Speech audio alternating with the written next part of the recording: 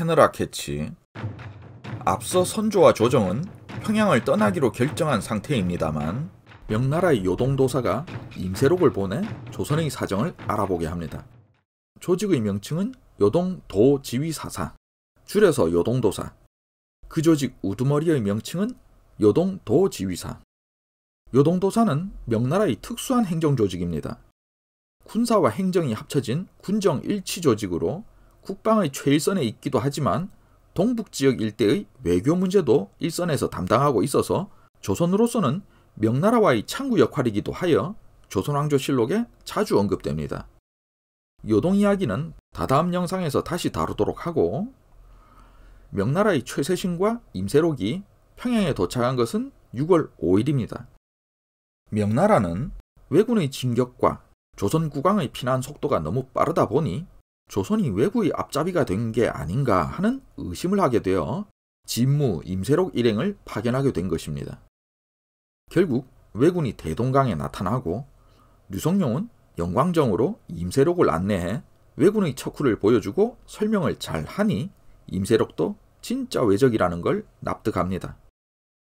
이후 야나가와 시게노부와 겐소가 안면이 있는 이덕형에게 회담을 청하여 양측은 6월 9일에 대동강 위에서 만나는데, 일본 측은 이 난리를 조선의 탓이라고 하고 이덕형은 군사부터 물리고 강화를 논의하자고 하니 별다른 소득 없이 회담이 끝납니다. 자, 여러분, 평양 함락 이야기가 시작되고 여기까지는 징비록을 기본 뼈대로 살을 붙인 것입니다. 유튜브 세상에서 임진왜란 요약이라는 것 대부분이 임진왜란 당시 국정 담당자가 400년 전에 직접 정리한 징비록을 다시 요약한 것밖에 안 되는 수준이죠. 이 말은 임진왜란에 관심 있는 분이라면 징비록은 두꺼운 책이 아니니까 꼭 읽어보셔야 한다는 것이고, 제 유튜브에선 좀 더 다른 걸 챙겨가시라는 겁니다. 조선왕조실록에는 이 대동강 회담에 재밌는 구절이 있는데, 이덕형이 중국만 침범하려고 했으면 바다 건너 절강으로 가면 되지, 왜 우리나라 쪽으로 왔냐고 책망합니다.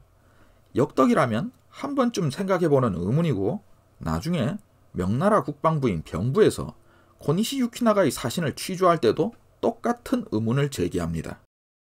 왜구를 소탕하는 데 큰 공을 세운 명나라의 척계광, 그 척계광과 함께 싸웠던 사람들이 조선에 건너와서 다시 왜군과 싸운 시대니까 중국 사람들 입장에서도 일본이 중국을 쳐들어온다고 하면 왜구로 큰 피해를 봤던 절강 일대의 기억이 욱신욱신하던 시대입니다.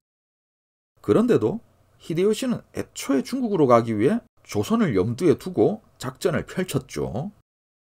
제가 자주 인용하는 문구인데 유튜브에선 소개를 깜빡했습니다만, 히데요시가 조선을 타겟으로 침략 동원령을 발동했을 때 토요토미 히데츠구 이하 각 군단은 아직 오우주에 포진하고 있었다.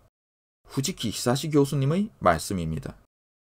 조선의 사신이 도착했을 땐 아직 히데요시가 호우조 정벌 중이었고, 히데요시가 대륙 침략의 총동원령을 발동했을 땐 아직 동북 정벌군이 돌아오지도 않은 시점이었다는 것을 지적하는 아주 의미심장한 말씀으로, 첫 번째, 아직 일본 통일도 마무리하지 않은 상태에서 휘몰아치듯 조선 침략이 진행되었다는 것이고, 두 번째, 다음 목표, 회사가 영업을 진행하듯 미리미리 척척 처리되던 일본 통일 사업의 연장선에 조선 침략이 있었다는 것이고, 세 번째, 그러니 큐슈를 정벌할 때는 수도권과 똑같이, 조선을 침략할 때는 큐슈와 똑같이 였다는 것이고, 네 번째, 영주들 입장에선 아직 출정이 끝나지도 않았는데 다음 출정을 준비해야 하는, 즉 제한 없는 군역이라는 것입니다.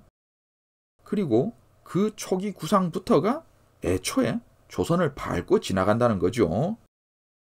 쿠빌라이 칸의 제2차 일본 원정군 중에 남송에서 출발한 강남군은 그대로 바다를 건너 일본으로 갔고, 명나라를 괴롭힌 후기 왜구도 조선을 거치지 않고 바다를 건너 절강 일대를 불태웠는데도 히데요시는 조선을 복속시키고 그 땅을 밟고 중국으로 간다는 계획이었습니다. 당시 일본의 조선 기술을 보면 왜구급의 침략이 아니라 세계적으로도 유례가 없는 20만 명급의 파병이었기 때문에 육지를 밟고 중국으로 가는 게 훨씬 안정적이었을 거고, 절강에서 명군을 차차 격파하고 북경으로 가는 것보다 조선을 복속시켜서 북경으로 가는 게 훨씬 짧다는 현실적인 문제도 있습니다. 히데요시가 그 현실을 알았는지 몰랐는지는 모르겠지만요. 지금 우리에게는 진군만 있을 뿐이지 한 발짝도 물러설 수 없소. 일본군 측의 이 말로 이덕형과 야나가와의 회담이 결렬되자 기제사초는 일이 여기에 이르러 이미 나라가 망한 것으로 판단한 사대부들이 있었음을 지적합니다. 신하들의 만류에 평양을 떠나지 않았던 선조는 결국 적이 대동강에 이르자 6월 11일 평양성을 나가 영변을 향했습니다. 이때 평양의 방어사령관은 6월 11일에 유도대장으로 임명된 좌의정 윤두수로, 영광정에는 좌의정 윤두수, 도원수 김명원, 평안도 순찰사 이원익 등의 지도부와 6월 1일에 복직하여 명나라 장수를 접대하기 위해 평양에 잔류한 류성룡이 있었고, 부병루 위쪽 강에 평양도 병사 이윤덕, 장경문에 자산군수 윤유후, 대동문에 평안도 관찰사 송원신, 이렇게 배치되었습니다. 저번에 소개해드린 말이지만 여기서 의병 관련 연구로 유명한 누쿠이 마사유키의 비판을 인용하면 조선 정부의 사령관 기용법을 보면 패전한 장수에게도 몇 번이나 기회를 주고 있는 것이 눈에 띈다. 승패는 병가의 상사라는 사상을 바탕으로 한 것인지 아니면 당파의 관계인지 신상 필벌이 엄격한 전국시대 일본군에서는 생각할 수 없는 관대함이다. 조선의 인력풀이 충분하지 못해서 그랬기도 했겠지만 어쨌든 그 김명원은 조선군의 고질적인 실수를 또 저지르고 맙니다. 그 망할 선제공격이죠. 조선 측은 또다시 지치고 전의를 상실한 적이라고 봤습니다. 김명원이 다시 이를 망칩니다. 선빵 최고라는 성현들의 말씀이 있고 분명히 세상의 진리입니다만 세상만사 앞뒤 사정이라는 게 있습니다. 적을 착각하고 덤비면 안 되죠. 김명원은 정예병력을 추려서 야습부대를 꾸리고 영원군수 고원백 등이 배로 강을 건너 왜군에 기습을 가하여 대마도 진영에 피해를 줍니다.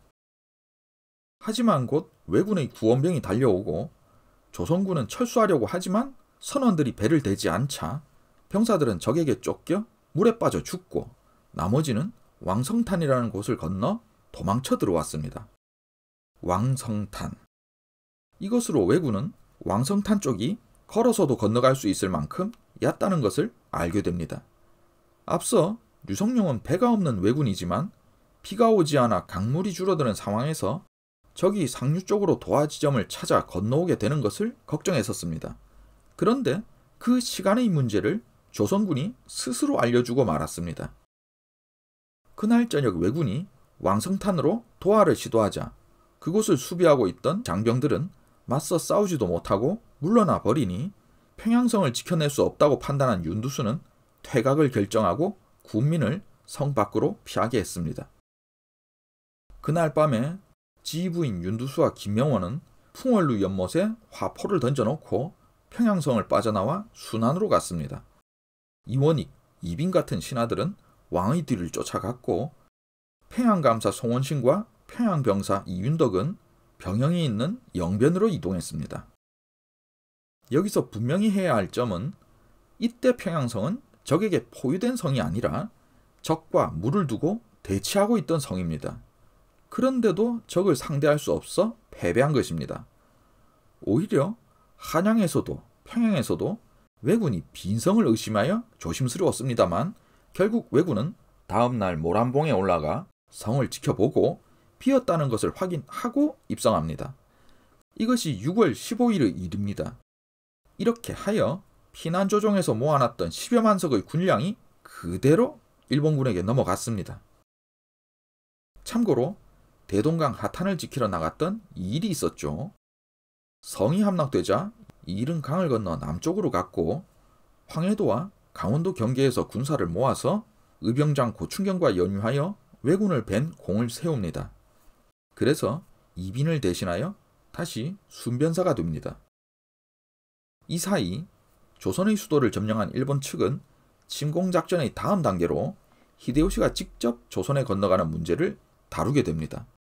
그런데 히데요시의 직접 도해를 두고 히데요시 정권의 최대 영주인 토쿠가와 이에야스와 대형 영주이자 히데요시의 친구로 정권의 중진인 마에다 토시에가 도해를 반대하고 히데요시의 측근 관료의 필두 이시다 미츠나리는 도해를 주장해서 히데요시 면전에서 격론이 벌어집니다. 도해 반대파는 히데요시에게 만약의 일이 일어난다면 천하는 끝장이라는 주장을 하였고 결국 히데요시가 직접 가지 않고 이시다 미츠나리를 비롯한 조선 담당관을 대신 파견합니다. 히데요시 대신 조선의 전쟁을 감독하라는 것이죠. 이시다 미츠나리, 마시타 나가모리, 오오타니 요시츠구, 가토 미츠야스, 마에노 나가야스 이상 5봉행은 한성에서 조선 점령 정책 전체를 총괄하고 하세가와 히데카즈, 키무라 시게타카 2명은 부산에서 한양까지 보급로 병력을 총괄했습니다. 이게 나중에 진주성 전투와 연관됩니다. 그리고 자신의 도해는 연기하지만 대륙을 위한 돌격 형태로 군단 편성을 일부 변경하고 여러가지 세부 지시를 내립니다. 이게 6월 3일입니다. 히데요시의 해당 문서에 군단의 숫자 구분은 원래 없는데 한양을 맡고 있는 우키다 히데이에는 안 적혀 있지만 코니시, 가토, 쿠로다, 시마즈까지 1에서 3군을 선봉부대, 나머지를 후속부대로 구분하여 1에서 3군은 하루마다 선봉을 교대하도록 하고 이 편성표대로 명나라를 쳐들어가고 조선은 일본에 대기 중인 부대들로 채운다는 방침이었습니다. 그러나 현실성 없고 제대로 실행됐는지 의심되는 이야기죠. 이때 히데요시는 일본은 궁시가 빡센 나라이지만 대명국은 귀족과 승려들의 긴 소매 나라라며 일본은 강하고 명나라는 약하다는 호언장담을 하면서 부산에서 북경까지의 도로정비와 숙소공사도 명합니다. 히데요시의 도해 경론, 조선 담당관 파견, 군단 편성 일부 변경 이 세 가지가 한 세트입니다. 황해도 점령이 끝나지 않은 채 평양 공략에 참가했던 3군 쿠로다 나가마사는 평양에 함락되자 자기 담당 구역인 황해도로 돌아와서 점령 작전을 마무리하려고 합니다.